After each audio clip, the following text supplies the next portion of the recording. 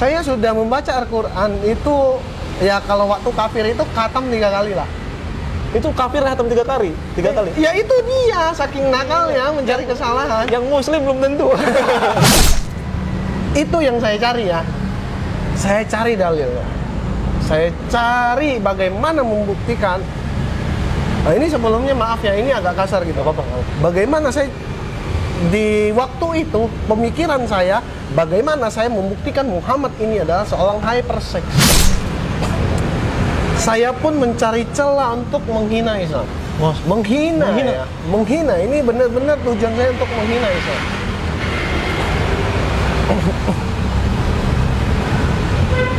Bentar ya. Gua kalau inget ke ini ya? gimana sih ya? Tuh ada perasaan kok lu bego amat gitu. Dengan bantuan beberapa teman ini untuk membenci Islam, dan akhirnya timbullah mindset saya sangat membenci Islam. Wah, Dan akhirnya bagaimana cara saya untuk memfitnah Islam tapi dengan bukti. Bismillahirrahmanirrahim.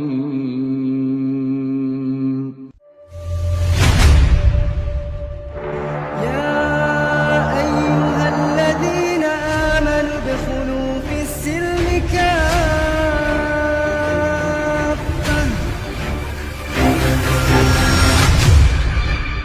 Oke, bismillahirrahmanirrahim. Assalamualaikum warahmatullahi wabarakatuh. Kembali lagi di channel YouTube Ngaji Cerdas, insya Allah mencerdaskan umat. Bagi mereka yang mau berpikir. Alhamdulillah, sahabat Ngaji Cerdas, kembali lagi di channel ini. Dan kemudian insya Allah kita akan selalu senantiasa memberikan sebuah kebaikan. Dan kali ini kita akan berbicara dengan seorang mu'alaf yang tentu mungkin sahabat Ngaji Cerdas sudah mengenal beliau. Masya Allah. Beliau adalah Koh Wendy, Masya Allah. Apa kabar, Koh? Alhamdulillah. Sehat ya, Koh ya? Sehat, alhamdulillah. Ya Allah, beliau ini adalah seorang mu'alaf yang kemudian kalau teman-teman searching itu mu'alaf di YouTube, maka nongol wajah beliau, Masya Allah. Enggak segitunya. Nah, kali ini kita akan berdiskusi sama Koh Wendy. Insya Allah akan ada inspiratif buat teman-teman semua. Tapi sebelum itu, sebelum kita lanjut ke videonya, bagi teman-teman sahabat Ngaji Cerdas yang belum mensubscribe channel ini, silakan untuk subscribe, like, dan komen, dan kemudian aktifkan notifikasinya agar kemudian tidak tertinggal video-video dari Ngaji Cerdas. Masya Allah. Nah, langsung saja ke Koh Wendy, insya Allah. Koh, apa kabar, Koh? Alhamdulillah, Baik. Ya, salaman lagi, Koh. Alhamdulillah.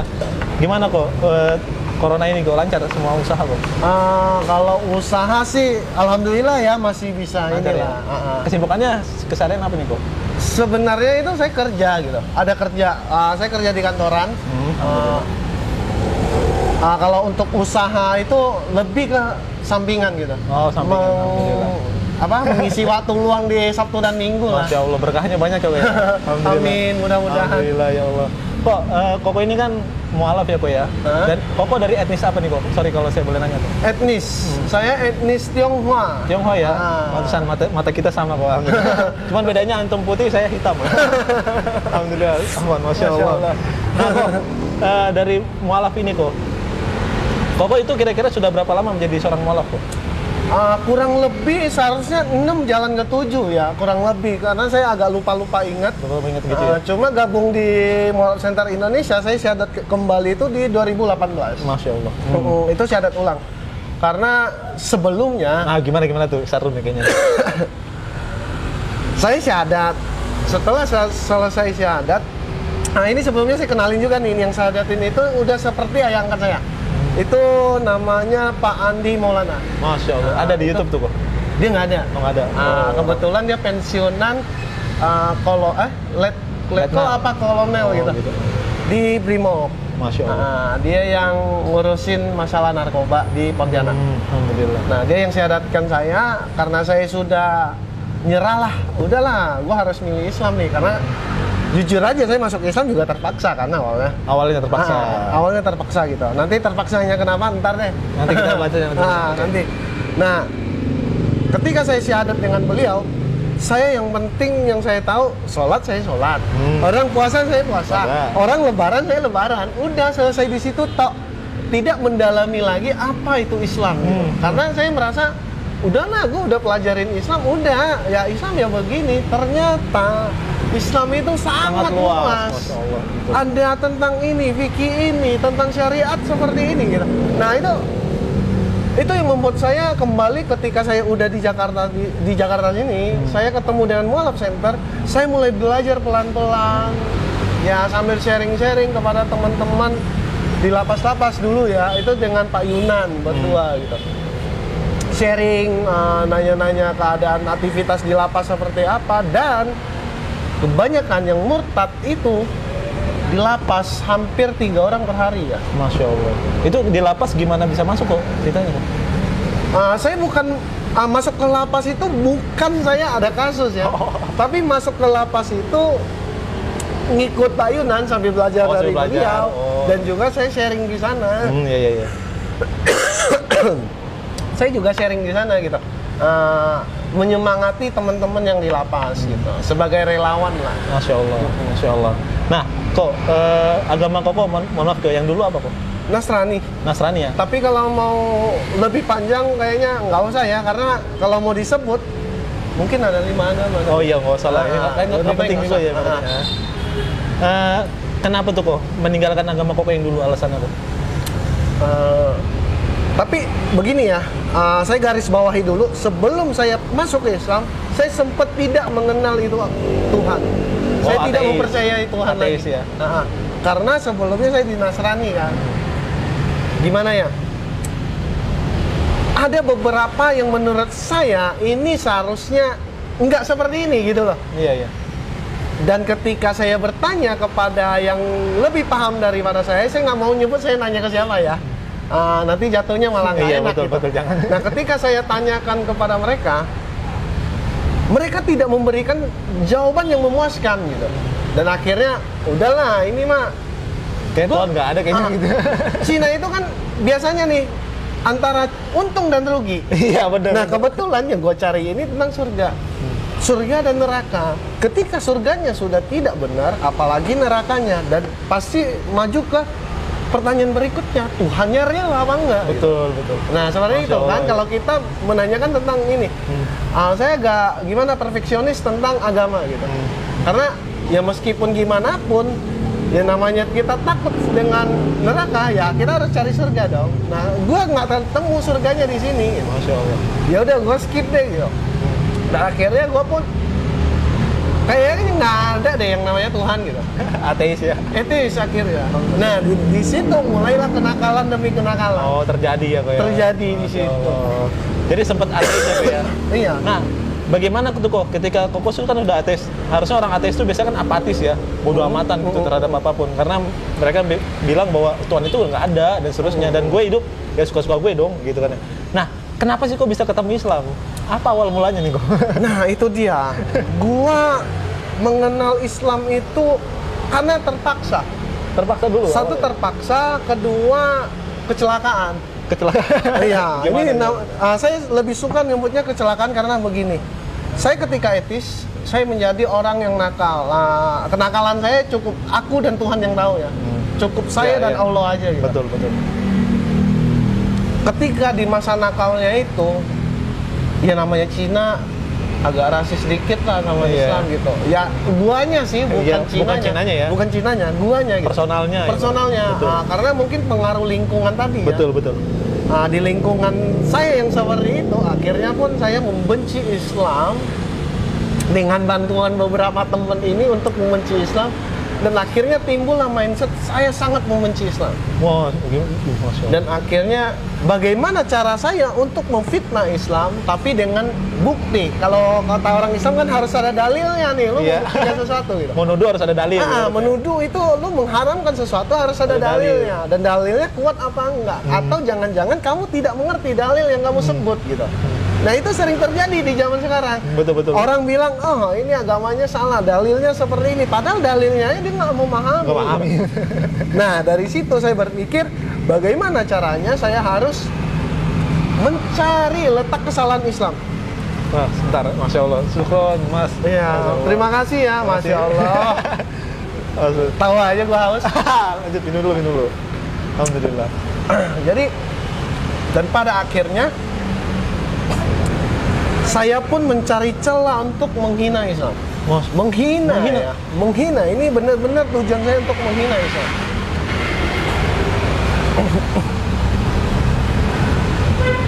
Bentar ya. Gua kalau inget ke Sedih ini ya? gimana sih ya? Tuh ada perasaan tuh lu bego amat gitu. Gua sering tiba-tiba terbesit pikiran ini gitu. Gua mencari celah dengan cara membaca Al-Quran dan beberapa buku hadis yang saya beli, saya mencari celah di situ. Saya membaca Al-Quran bersama 1-2 teman, itu saya membaca Al-Quran. Hal yang paling pertama yang saya cari itu hal yang sudah pasti ini istilahnya kemungkinan persentase terbesar agal gol fitnahan saya bagaimana caranya menghina Islam dan memfitnah Islam agar orang Islam pun membenci Islam itu sendiri gitu. Nah, hal yang paling bisa kita lakukan, persentase paling besar itu adalah mencari yang dibenci sama orang Islam itu sendiri. Betul. Poligami. Menyerang poligami, ya. Apalagi kok? Rata-rata akurat di Akurat Islam. poligami, ya benar. Pasti ya gimana ya, mungkin belum tahu ilmunya. Betul. Satu. Kedua, laki-laki juga ada yang tidak setuju, ada yang setuju. Dan saya masuk ke orang yang setuju dengan poligami untuk sekarang. Tapi insya Allah tidak berniat untuk berpoligami. Oh, insya Allah. Insya Allah. Tergantung Tuhan. Tapi saya nggak berniat gitu. Iya, Ya kan kita nggak boleh istilahnya lebih hebat dari Allah. Betul. Lu bilang nggak mau, kalau Allah nunjuk lu kun fayakun, jadi. Bisa, iya. Kita nggak Nggak tahu gitu. Ada kejadian guru saya lagi nggak mau ujung-ujung nikah. Ini nikah. Dan akhirnya itu yang saya cari ya. Saya cari dalilnya. Saya cari bagaimana membuktikan. Nah, ini sebelumnya maaf ya, ini agak kasar gitu. Bagaimana saya di waktu itu pemikiran saya, bagaimana saya membuktikan Muhammad ini adalah seorang hypersex. Subhanallah. Bagaimana caranya? Terlepas dari yang masalah receh ya. Buat saya dulu itu sangat receh menikahi wanita umur 9 tahun. Itu receh. Receh banget itu. Receh banget. Itu nggak kepake lah buat saya. Saya fitnahnya di poligami ini. Karena menikahi lebih dari satu perempuan. 2. Kalau 2 masih wajar. 3, 4, 9 malah. Nah di sini nih, nah ini nih, gue pikir nih peluang terbesar saya. Ketika saya masih kafir itu, ini senjata gue nih, dapet nih gue. Gue pikir seperti itu kan. Dan akhirnya saya membaca Al-Quran. Saya membaca hadis yang menjelaskan tentang poligami. Dan saya ketemu, ternyata di zaman Rasulullah, orang bisa menikahi lebih dari 100 perempuan. Betul. Dijadikan budak, dinikahin. Dan Masya Allah, Allah menurunkan ayat tentang poligami. Nikahilah 4. Maksimal loh. Iya. Maksimal 4. Dan kalimat sebelumnya, kalimat setelahnya itu, kalau tidak sanggup berlaku adil, nikahi 1. Keren banget ya. Gue gimana sih? Argumentasi kok kebantaran. Gue langsung terbesit di situ.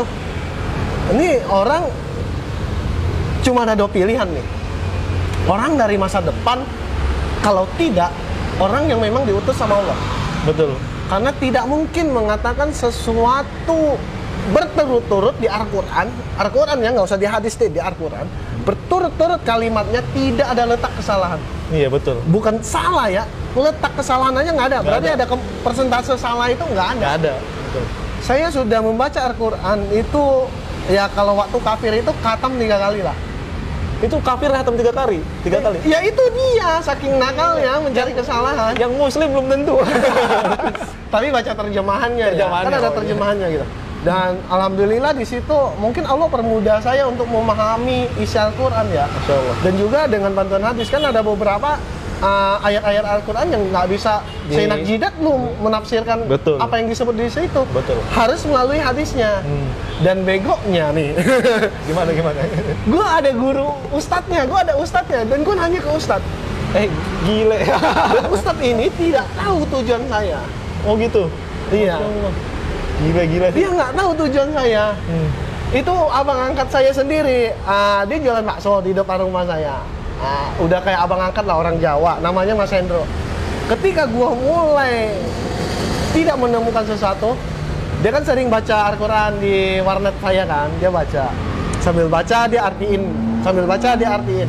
Nah di situ saya dengerin, terus saya tanya, ini tentang apa gitu tafsirannya? Oh kurang lebih seperti ini. Saya kurang paham, lu harus nanya guru lagi. Tapi penafsirannya seharusnya seperti ini yang saya dengar dari guru-gurunya dia gitu. Betul. Oh begitu. Dan akhirnya Al-Quran itu saya lengkapi dengan hadis-hadis yang ada gitu. Dari semua isinya ada beberapa yang membuat saya menyerah untuk menyerang Al-Quran. Masya Allah, apa tuh kok? Masya Allah. Di zaman Rasulullah, umat Majusi ya, Majusi ya ada. meminta bukti kepada Rasulullah. Iya, Rasulullah dengan gampangnya membelah bulan menjadi dua. betul. Oke sih, Benar. itu sesuatu hal yang mustahil dong. Mustahil. Oke deh, di zaman sekarang mungkin ada pakai nuklir atau apa, laser kan, mungkin. Di Mungkin. zaman dulu bagaimana mungkin? Dulu nggak ada apa-apa dulu, bro. Kalau di pikiran akal sehat kita, di zaman dulu yang sangat kuno itu, bagaimana caranya orang bisa membelah? Iya, betul. Hal bodoh yang diucapkan orang untuk mengatakan hal tersebut pernah membelah. Oke lah, mungkin itu karangannya dan umat Majusi itu cuma istilahnya fantasi orang yang Fantasi menulis aja. gitu. Ledek aja ibaratnya. Ledekan gitu. Iya. Tapi NASA malah membuktikan bahwa bulan pernah terbelah, seolah-olah pernah dilas. Bulan itu pernah dilas. Pernah disambung gitu kayaknya. Iya, pernah disambung gitu. Berarti ada kemungkinan benar. Dibelah, ada kemungkinan dibelah. Udah kemungkinan dibelah dan Al-Quran ini 1400 tahun yang lalu loh udah mengatakan ini gitu. Betul. NASA baru sekarang di abad sekarang gitu. Itu satu. Yang Kedua, hal yang membuat saya ketawa. Saya menganggap kalimat ini bodoh ya dulunya. Terdapat air tawar dan di air, dasar iya, laut. Betul. Dan mereka tidak saling menyatu. Betul. Dan bahkan itu ada satu penyelam mengambil air tawar itu, ketika sampai di daratan dia coba minum, itu air tawar. Tawar ya. Padahal dia tenggelamnya di asin. Nah, pada zaman itu, nih seorang laki-laki tinggalnya di gurun. Arab gurun dong. Kadrun. Jangan kadrun. Nanti nyerempet ke sana. Ini sekarang ya, lu hidup di padang pasir, di gurun, di negara yang tandus, boleh dibilang lautan aja susah. Oke sih. Lu berani menyebutkan satu kalimat di dasar lautan terdapat sungai yang mengalir. Di dalam pikiran gua, ini bego apa pinter? Iyalah, kan Atau yang dengerin yang bego gitu. Karena saya belum mendapatkan buktinya gitu waktu itu. Tapi bagaimana cara saya membuktikan fitnahan saya ini? Saya berpikir begitu. Dan saya pun istirahat. Oh, istirahat. Pada zaman break ya, Kak. Saya mencari celahnya nih. Bagaimana caranya nih? Gue mau buktiin, gue pengen fitnah nih. Nih udah dapet nih gitu. Gue udah dapet poinnya nih buat nyerang Islam gitu. Dan akhirnya saya nonton TV di rumah. Cekret buka TV. Trans 7 kan sering dah. Iya ada. Nah di Trans 7 nggak apa-apa ya sebut Nggak namanya. apa-apa, nggak apa-apa. Nah di Trans 7 ini lagi ada on the spot begitu deh. Iya, yang iya. 7 on the 7 spot. keajaiban dunia gitu. Muncul itu. gue buka on the spot lagi tayang dan dia muncul tentang pembahasan ini. Kampret, gue masih nggak berpikir Allah yang nunjukin ke saya. Gue Betul. nggak berpikir ke sana. Dan gue pikir kampret nih. Setan, gue ketemu lagi aja jawabannya. Baru mau gue serang tapi ada lagi. Iya, ada jawabannya. Udah gue coret. Ini nggak jadi. Soal laut lagi. Di dasar lautan terdapat api yang tidak bisa menghabiskan air laut tersebut dan air laut tersebut tidak bisa memadamkan api tersebut. Iya, ada. Ada kan? Ada. Nah, bego nih orang. Nggak mungkin ini, nggak mungkin. Lu celupin aja api ke dalam air. Pasti mati. Pasti mati. Teknologinya secanggih apapun mati. Tapi orang ini berani nyebut kayak begini. Di dalam pikiran gua geli. Nih apa yang ngikutin ajarannya nggak mikir apa ya gua pikir. Iya, nggak masuk akal ya. Iya, nggak masuk akal kan. Gue iseng-iseng nih buka YouTube. Karena di rumah ada warnet dulunya ya. Gue iseng-iseng buka YouTube. www.youtube.com. Cekret. Tahu nggak muncul di beranda awalnya? Apa tuh? Ada orang Jepang lagi paluin larva di bawah laut. Oh iya ada, Masya Allah. Ada kan? Ada, Masya Allah. Itu muncul. Gile. Segini amat sih gue pikir. Dan di situ sekali lagi gue tidak berpikir Allah menunjukkan ke saya. Istilahnya Masih belum terima ya, belum terima ya. Istilahnya gimana ya? Orang nunjukin nih loh Wen. Iya. Gue masih nggak percaya gitu. Iya. Wah, gue masih berpikir, aduh, fitnahan gue terbantah lagi, coret lagi. Cari lagi satu, cari lagi satu, cari lagi satu. Dan terakhir yang membuat saya menyerah. Di gurun nih, ceritanya dia tidak pernah melewati menyeberangi lautan sekian lama. Betul. Iya dong. Betul. Berarti ini nggak mungkin yang ngelakuin dong gitu. Dan timbul satu ayat, terdapat dua kurang lebih seperti ini ya, dua air laut yang berbeda warnanya dan tidak saling menyatu. Kurang lebih seperti itu yang gue tafsirkannya. Berarti laut A sama laut B tidak bisa bertemu nih, nggak bisa sinkros. Waduh, ini hal bodoh lagi yang gue temui. Ini nggak mungkin nih dimantain karena gue tahu bener nih. Waktu zaman itu gue ngomongnya gini, gue ngomongnya, ini si Muhammad nggak pernah nih ke laut. Gue udah baca nih, dia nggak pernah ke laut. Nggak ada dia, historinya dia berjalan di atas laut. Bahkan gitu. berenang aja nggak pernah. Berenang aja nggak pernah gitu. Dia selalu terjaga ketat di Madinah dan di Mekah gitu. Betul. Dan dia selalu sharingnya di dua tempat ini. Nih, kena lo, gue pikir. Kena lo. Udah gue cari, searching segala macam. Gue harus membuktikan kalau ini benar-benar salah gitu. Gue searching Google Maps. Gue cari. Lautan nih biru semua nih. Gue screenshot satu-satu layar pemuternya yang tentang Google Map itu, gue screenshot satu-satu. Di tengah jalan. Ini loh, dua laut nggak menyatu. Gue buka di YouTube, gue nyari. Ini kapal pesiar lewat nih. Pas gue play videonya, ini kapal pesiar lewat nih. Kalau hoax kan ya nggak segitunya lah, kapal ada kapal pesiar yang lewat gitu. Ini dua laut nih, nggak sama warnanya nih, nggak menyatu, ada garis begini lurus. Ini kapal pesiar lewat, nggak berubah ya? Nggak berubah. Masya Allah. Di situ gue mulai nyerah. Gue mulai paham, ini orang bukan sembarangan. Cuma ada dua pilihan. Dia orang di masa depan yang kembali ke masa terdahulu, istilahnya ya boleh dibilang time travel lah. Dan di pikiran gue seperti itu. Dan kedua, ini orang memang utusan Allah. Betul. Tapi di satu sisi gue munafik.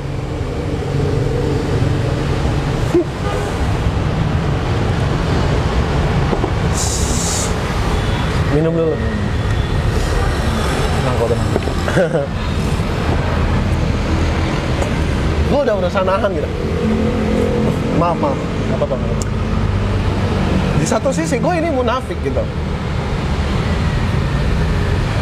Gue masih berpikiran Allah itu nggak ada gitu. Tuhan itu yang menciptakan kita itu nggak ada. Kita tercipta karena proses alam, proses sains. Beriringnya evolusi di bumi, di tata surya, terciptalah kita. Aku selalu berpikir seperti itu. Tidak ada yang namanya Tuhan. Dan gue masih munafik. Gue masih munafik gitu. Gue tetap munafik. Dan akhirnya gue masih sempat berpikir kalau dia memang utusan Allah gitu. Cuma gue butuh satu kali klik gitu loh. Gue nanya di depan Al-Quran itu, gue nanya, ya Allah, kalau lu ada, lu tunjukin ke gue gitu. Lu tunjukin aja gitu. Buktinya kecil gitu. Bukti aja kecil gitu. Nggak usah banyak, bukti kecil aja.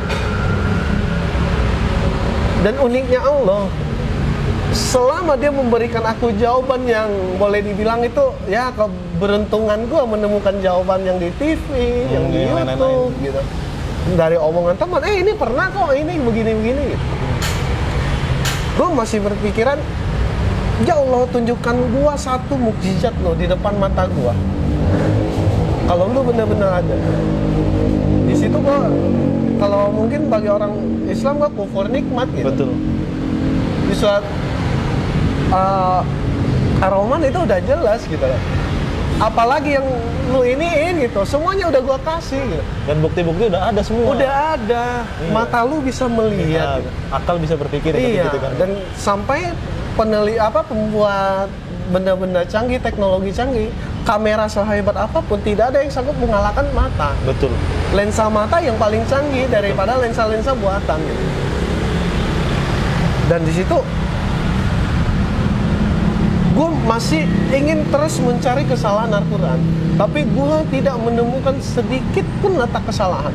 Dari 100% ini, dari persentase buku yang saya baca, yang setebal begini, gue baca, dari persentasenya boleh dibilang 75% itu sudah benar dan terjadi dan sudah ditemukan sama sains. Betul. 25%-nya lagi itu bisa saja sudah terjadi tapi gue nggak tahu. Betul. Atau orang lain tidak tahu, profesor itu belum tahu gitu. Dan bisa jadi itu akan terjadi ke depannya. Salah for satu the future, contoh. misalnya gitu. Untuk ke depannya gitu, di masa depan. Salah satu contoh konkret itu kiamat. Betul. Semua agama ada Kiamat. mengatakan tentang kiamat. Kalau orang Chinese bilang matnyit kan, matnyit. Nah, itu semua, bahkan boleh dibilang semua agama deh ada mengatakan tentang kiamat gitu. Kita mengenal itu kiamat. Nah, itu mungkin terjadi. Itu salah satu yang masuk ke 25% ini. Iya. 5%-nya 25% yang menurut saya ya kalau menurut Ustadz mungkin dia lebih paham. Iya, Ataupun para penemu profesor itu mungkin lebih paham gitu. Kalau saya kan saya meneliti abal-abal gitu. Iya. Cuma saya tidak menemukan kesalahan. Dan nggak tahu gimana ceritanya, gue akhirnya pun ya sudah lah gitu. Makanya gue bilang gue terpaksa dan kecelakaan gue masuk Islam. Ya udahlah, gue nggak nemu letak kesalahannya. Dan buat gue kitab itu sebuah kitab suci. Kita sebut Al-Quran aja ya, nggak usah yang lain. Kitab suci itu tidak boleh ada kesalahan. Betul. Kalau ada kesalahan berarti bukan ciptaan Tuhan. Betul. Itu satu kan, itu syarat utamanya.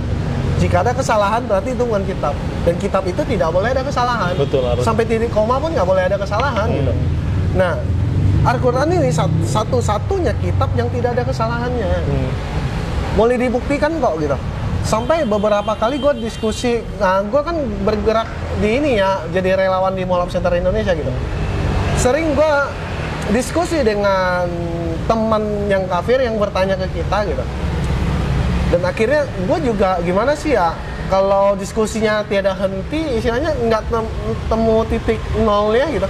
Ya udah, ini nggak akan habis, titik temunya ini nggak ada. Ya udah deh, lu baca Al-Quran, lu cari kesalahannya. Kalau ada, lu kasih ke gua. Kalau nggak ada, lu baca sampai habis. Dengan sendirinya, saya berharap orang akan seperti saya gitu. Lu bakalan nemuin apa itu Allah gitu. Nggak bisa dipaksakan. Ajaran agama itu nggak boleh dipaksain. Betul. Gitu. Tergantung lu mau nyari apa enggak. Karena Al-Quran ini satu-satunya kitab nih yang menulis kitab umat manusia.